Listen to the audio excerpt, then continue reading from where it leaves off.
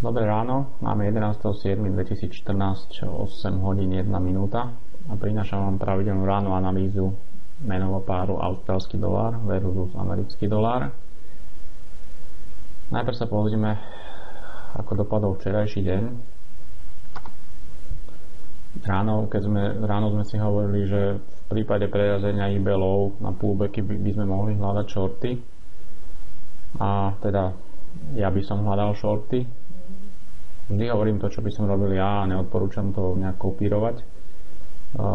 Hovoril som, že je veľmi dôležitá táto oblasť 93.44, kde sme mali min tohto dňa, ktorý nám robil dôležitý support a plus tam bola tá objednávka, ktorú tam stále som nechal naznačenú.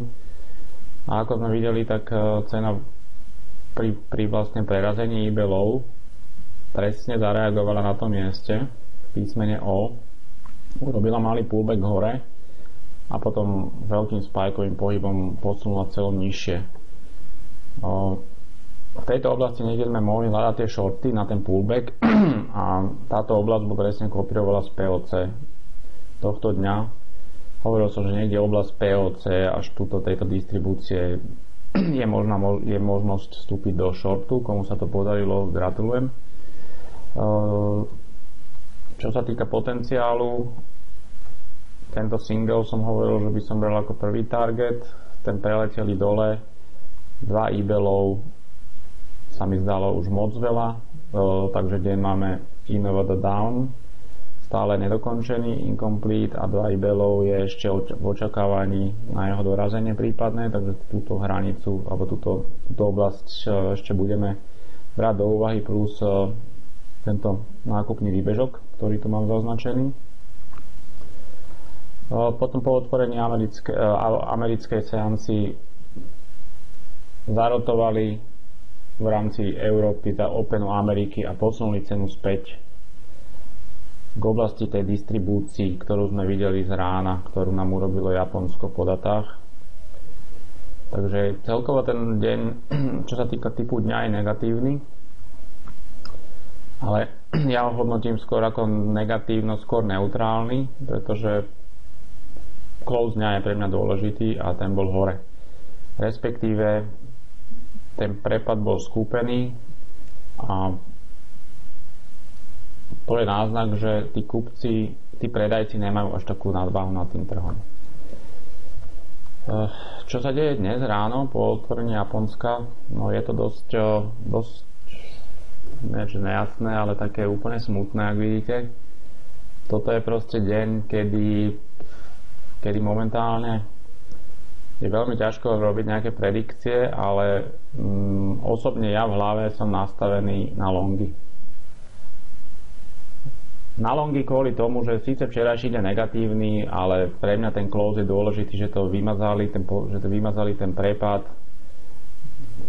Posledné tieto 3 dní od začiatku týždňa bola nálada pozitívna. Tuto prišiel prepad po datách, ale bol skúpený do polky, do 50% toho range to včera skúpili.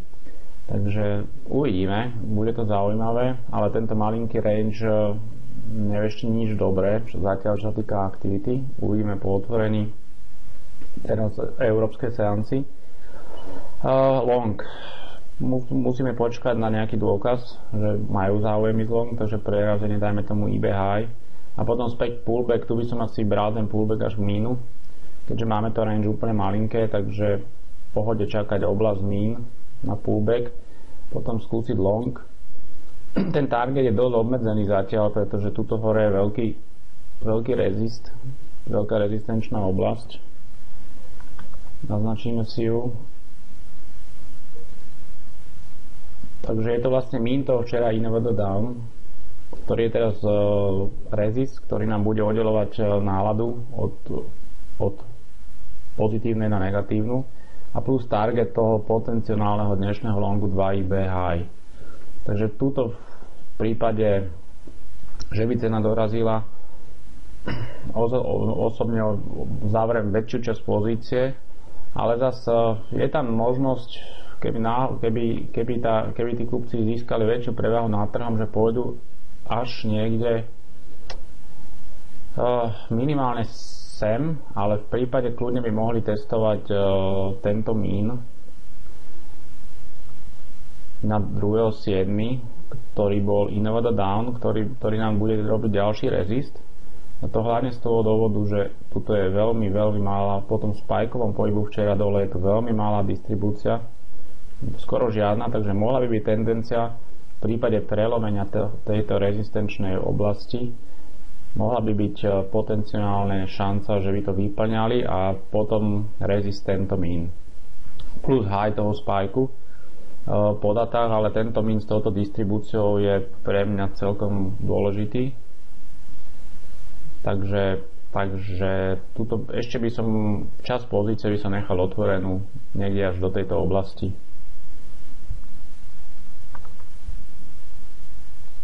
Nie je úplne na hranu toho, ale niekde kúsok pod, takže toto je potenciál na dnešné longy.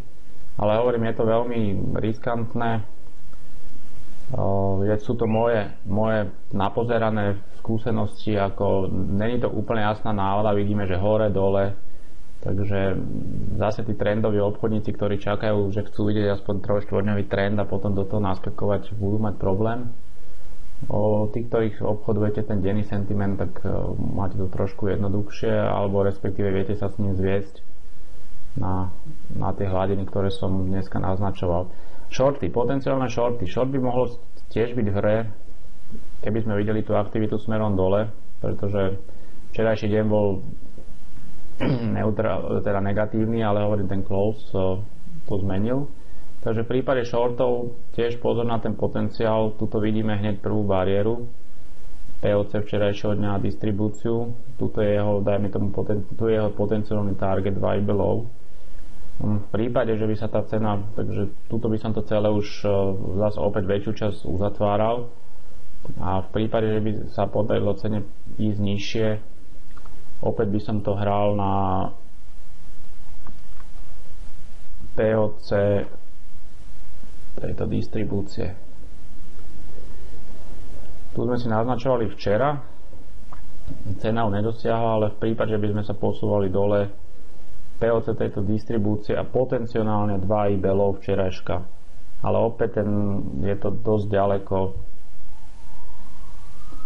Neviem, že či až taký pohyb z takéhoto malého IB by mohol vzniknúť, ale nechajme sa prekvapiť, uvidíme. Treba reagovať na to, čo tam cena ukáže. Takže ďakujem vám pekne, prajem príjemný deň a uvidíme sa znova v pondelok. Do počutia.